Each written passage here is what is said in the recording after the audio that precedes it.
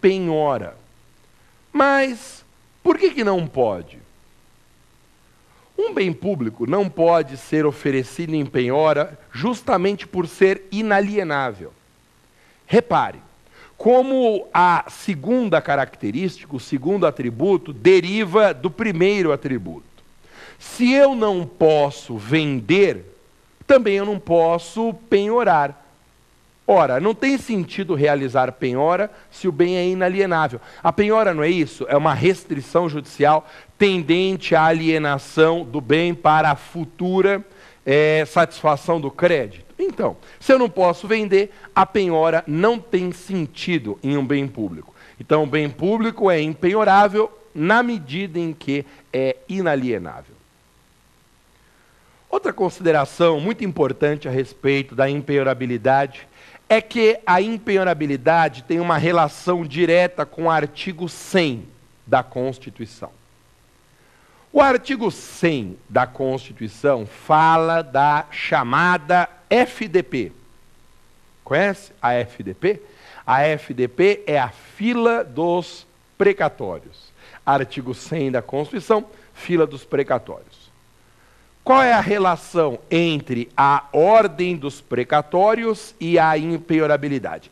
Primeiro, vamos relembrar o que é essa ordem dos precatórios. A ideia é a seguinte: quando o Estado é condenado judicialmente a pagar um determinado valor, como o bem público é um bem impenhorável, existe um procedimento diferente da execução.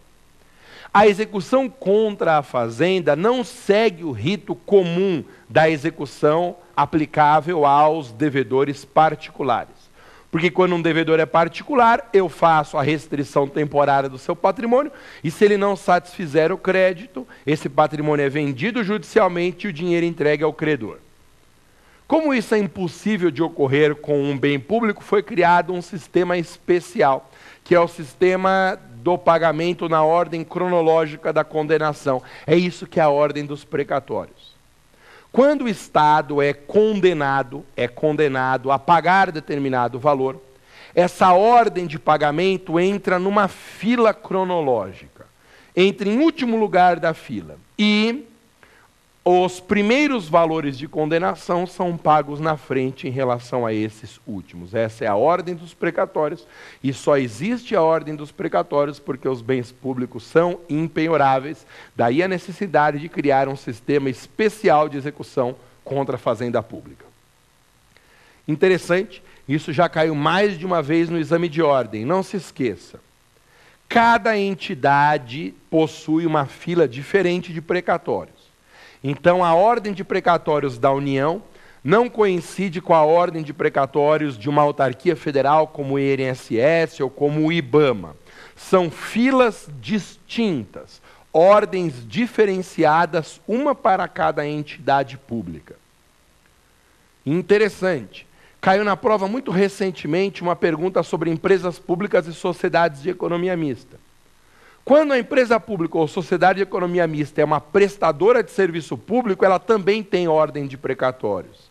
Então, os Correios, por exemplo, empresa pública da União, prestadora de serviço público, tem lá uma fila de precatórios. Agora, empresas públicas e sociedades de economia mista que exploram a atividade econômica não têm fila de precatórios, porque os seus bens podem ser penhorados, aí a execução é a execução comum dos devedores particulares, ok? Então guarde, a impenhorabilidade dos bens públicos tem uma relação direta com o artigo 100 da Constituição, que estabelece a ordem de pagamento dos precatórios. Então nós já vimos que os bens públicos possuem dois atributos. Primeiro atributo é a inalienabilidade, ou, melhor dizendo, uma alienabilidade condicionada, e o segundo atributo é a impenhorabilidade. Terceiro atributo é a imprescritibilidade. Imprescritibilidade.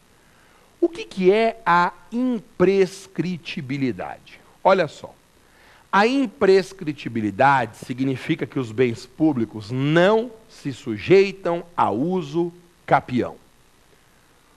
Romasa, Por que esse nome, então? Imprescritibilidade. Porque você lembra que uso capião é uma forma de aquisição da propriedade? É uma forma de prescrição aquisitiva, diz a doutrina do direito civil. E como é uma forma de prescrição aquisitiva, o fato do bem não se sujeitar a uso capião significa que o bem é imprescritível, daí o nome imprescritibilidade. O cara pode morar 200 anos em um terreno do poder público que ele jamais adquirirá esse terreno por uso capião. Importante. Essa característica da imprescritibilidade vale para todas as categorias de bens públicos. Qualquer bem público, não importa a que espécie ele pertença, será imprescritível. Inclusive os chamados bens dominicais. Por que eu estou te dizendo isso? Eu estou te dizendo isso porque há uma corrente moderna em direito administrativo, muito moderna, sustentando que quando o bem é dominical, quando o bem público não tiver uma destinação específica, isso que é um bem dominical, aquele que não tem uma destinação específica, esse bem público não estaria cumprindo a função social da propriedade. Veja que interessante. Esses autores tratam da ideia da função social dos bens públicos. E um bem dominical, como não tem uma utilidade específica, não cumpriria essa função social. Daí a conclusão de alguns doutrinadores, no sentido de que os bens dominicais estariam submetidos à possibilidade de uso capião. Daria para usucapir, por exemplo, um terreno baldio pertencente, sei lá, ao governo federal. Mas cuidado. Cuidado com essa nova teoria. Ela é uma teoria muito bem formulada, tem base direta na Constituição, mas ainda não foi aceita pelo exame de ordem. O exame de ordem segue a corrente tradicional nesse ponto. E a corrente tradicional afirma que todos os bens públicos são imprescritíveis, ainda que os bens sejam bens dominicais. Por falar nisso, gente, quero comentar um pouquinho a respeito das espécies de bens públicos, as categorias de bens públicos. E eu te digo que esse é o assunto que mais tem aparecido no exame de ordem. Os bens públicos são divididos em 3 grandes espécies, 3 categorias, 3 tipos de bens públicos. Em primeiro lugar, os bens de uso comum do povo. Bens de uso comum do povo são ruas, praças, florestas, mares. Os bens de uso comum do povo são aqueles destinados a uma utilização universal, uma utilização por todas as pessoas.